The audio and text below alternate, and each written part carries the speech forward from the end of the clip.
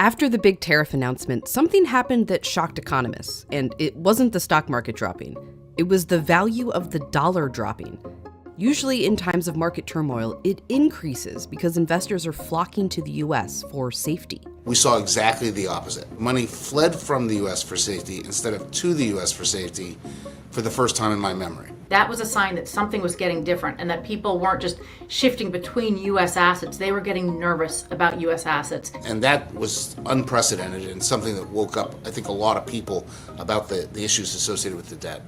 That national debt was also one of the main reasons the US's credit rating was downgraded soon after. It's not just people like me who've been talking about this for, a couple of decades. The economics is pretty clear. So let's explain.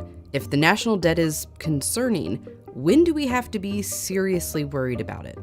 But first, here's what the debt even is. Congress spends more than it brings in through tax revenue. For 20 years, we've had a budget deficit. 2024's $1.8 trillion deficit was added to the combined deficits from the past years. This is the total running national debt. It's a lot.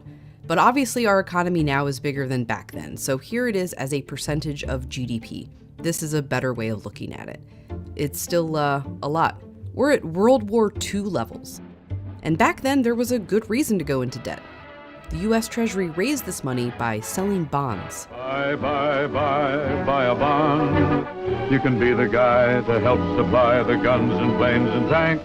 They still do today, but most Treasury securities that fund the debt aren't sold via celebrities, they're sold at auction.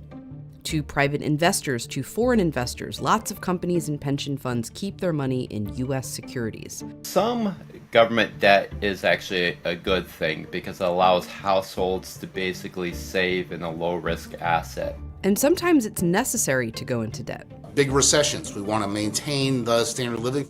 Pandemics, we borrowed a lot in the pandemic. Probably a really good thing to do in 2020. That's exactly when you want to be able to borrow. The problem is we borrowed when we weren't in the crisis. Which is how we got ourselves into a World War amount of debt. And carrying a large debt is concerning for a few reasons. For one, that's a lot of investors' money going to the government and not these other places. When they buy a treasury security, they don't buy a corporate equity and give the money to a corporation to invest. They don't stick it in a savings account and have a bank loan it out to build a house. That $1.8 trillion is not available to whatever it may be that makes the economy more productive and allows us to live better. And that's why it matters to the average person. It's the opportunity that we're giving up by financing so much federal debt. Studies have found that if the debt were to go down to here by 2050, incomes per person would be nearly 7% larger. The thing about the national debt is it affects basically everything in our economic lives and then some, but we don't see it, we don't feel it, many people don't realize it. And secondly, well, this is what the government spent in 2024. Social Security and healthcare are obviously the big ones. But here, more than was spent on the military, more than everything else spent to run the government, or interest payments on the national debt. We have so much debt that we're borrowing to pay the interest on the previous debt. Well, that's like getting a new credit card to pay off the old one, and if you're doing that, you're in trouble. So right now, if interest rates go up just 1 percentage point more than they're expected to, it adds about $300 billion in borrowing a year. So if some debt is good, but too much debt can be bad, when does it become bad, like unsustainable bad? If the publicly held debt goes above roughly 175% of GDP, things get pretty hard at that point, and 200% is really the drop dead limit. And the reason why is once you hit that limit, you couldn't possibly raise taxes enough at that point to meet the interest payments. That's the Greek-Portugal meltdown scenario. And when that happens, number one, usually your economy is not in very good shape, so it's not generating a lot of income, so you can't tax it, you can't pay the debt. Suddenly your interest rates go way up because the borrowers want their money back. No one can afford anything. You get a recession on top of everything else. You're having to raise taxes to pay off the borrowers who are demanding their money. They don't care how you're doing. And it's a really, really bad situation, and one that should be avoided because it can be avoided. Because once you're in there, there are no good choices. So we did this as an outer bound exercise, but some people ask, when could things unravel before that? And the answer is, it could be tomorrow. As soon as capital markets believe that Congress and the president are not going to get their act together, everything unravels.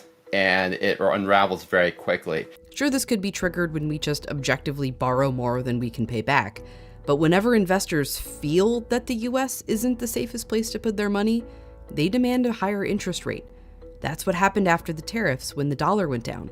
Dollars are only valuable if you want to hold something that you buy with dollars, and that would be treasuries. And since the US Treasury has always paid its debt and interest on time, the US securities are considered the least risky investment, so they have the lowest interest rate of anything else on the market. So if interest on a US security goes up, so do mortgages. So do even the safest AAA rated corporate bonds. Everyone in this market is affected. It ripples through the entire economy in ways that hurts all of us. If this happened on a larger scale and interest rates really went up for everything, it could spiral into a fiscal crisis. The problem with a debt crisis is that once it happens, you can't just debt your way out of it. We might be able to borrow during the next crisis. All we know is we have less space to do so than we otherwise would have. We're not there. We're not going to be there tomorrow. But, I always tell people, look, there's no point in finding out how long the world will wait. Let's not run the experiment. Let's just fix the problem and avoid the crisis. Okay, how? How can the national debt be fixed? Some policymakers argue if the US economy does better, we can basically grow our way out of it. If more people make more money, that's more tax revenue, that's higher GDP, this ratio gets smaller.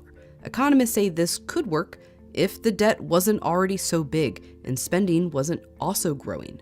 You can't grow your way out of this. Most spending is already tied to economic growth. You solve the fiscal problem, the spur economic growth. And experts say the solution to the debt is simple. Congress needs to spend less and bring in more. We need to do some hard things. We need to honestly fix Social Security, which is headed towards insolvency. Same with one of the trust funds in Medicare. Those require real choices. We do have to make changes to our welfare programs. We do have to look at how our defense procurement programs work and all the money that's wasted there. We do have to put discretionary spending caps on, and we do have to raise taxes. All of those things, which are like not popular political slogans, they have to get done. We need a grand bargain that says everything's on the table. It doesn't have to be draconian, but it does have to be different than what we're doing now. So is the debt bad? It's not until it suddenly is.